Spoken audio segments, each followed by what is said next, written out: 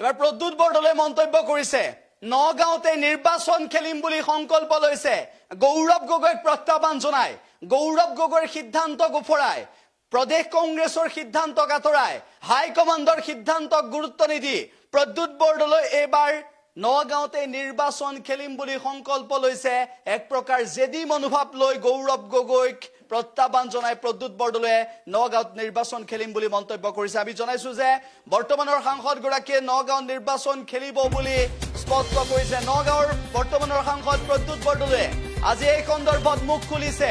গৌৰৱ গগৈ নগাঁৱৰ পৰা নিৰ্বাচন খেলাটো ইতিমধ্যে নিশ্চিত হৈ পৰিছে আৰু সেই মুহূৰ্তত কংগ্ৰেছৰ ভিতৰত উমি উমি জ্বলি থকা জুইকুৰা আজি সম্পূৰ্ণকৈ জ্বলাবলৈ আৰম্ভ কৰিলে প্ৰদ্যুৎ বৰদলৈ আৰু প্ৰদ্যুৎ বৰদলৈয়ে নগাঁৱত নিৰ্বাচন খেলিম বুলি কৈছে গৌৰৱ গগৈক প্ৰত্যাহ্বান জনাইছে গৌৰৱ গগৈৰ পৰিৱৰ্তে নগাঁৱত প্ৰদ্যুৎ বৰদলৈ নিৰ্বাচন খেলিব বুলি কৈছে প্ৰদ্যুৎ বৰদলৈ নিৰ্বাচন খেলিম বুলি ভাবিছে আৰু প্ৰদ্যুৎ বৰদলৈ নিৰ্বাচন খেলিব যে সেই কথা আজি সাংবাদিকৰ আগত মন্তব্য কৰিছে দলৰ যি নীতি আদৰ্শ সেই নীতি আদৰ্শক সন্মান জনায় প্ৰদ্যুৎ বৰদলৈ আগবাঢ়ি যাব বুলি মন্তব্য কৰিছে আৰু লগতে গৌৰৱ গগৈৰ সন্দৰ্ভত মুখ খুলিছে আজি গৌৰৱ গগৈয়ে ক'ত আবেদন কৰিছে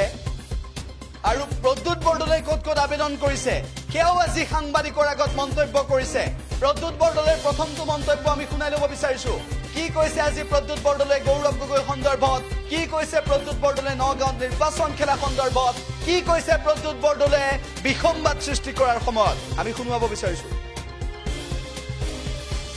এটা আভ্যন্তৰীণ কথা সাধাৰণতে আমাৰ নিৰ্বাচন এইটো আমাৰ এটা আছে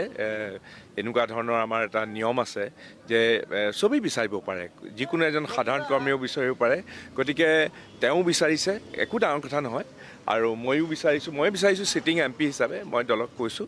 যে মই যদি লোকসভালৈ নিৰ্বাচন অৱতীৰ্ণ হ'ব লাগে মই সিটিং এমপি হিচাপে মই নগাঁৱৰ পৰা বিচাৰিছোঁ তেওঁ কেইবাটাতো বিচাৰিছে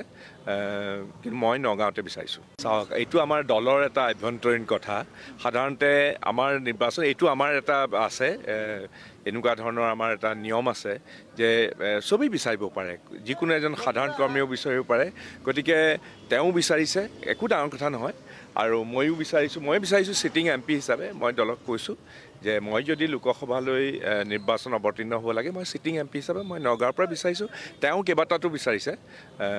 কিন্তু মই নগাঁৱতে বিচাৰিছোঁ চাওক এইটো আমাৰ দলৰ কি মন্তব্য কৰিছে সেই মন্তব্য শুনিছে তেওঁ কেইবাটাতো বিচাৰিছে মই কেৱল নগাঁৱতে বিচাৰিছোঁ বুলি কৈছে উল্লেখ হৈছে গৌৰৱ গগৈয়ে নগাঁও কাজিৰঙা আৰু যোৰহাটৰ বাবে আবেদন কৰিছিল কিন্তু প্ৰদ্যুৎ বৰদলৈ কেৱল মাত্ৰ নগাঁও লোকসভা সমষ্টিৰ বাবে আবেদন কৰিছিল আৰু ৰকিবুল হুছেইনেও নগাঁৱৰ বাবে আবেদন কৰিছিল এতিয়া চৰ্চা হৈছে যে নগাঁৱত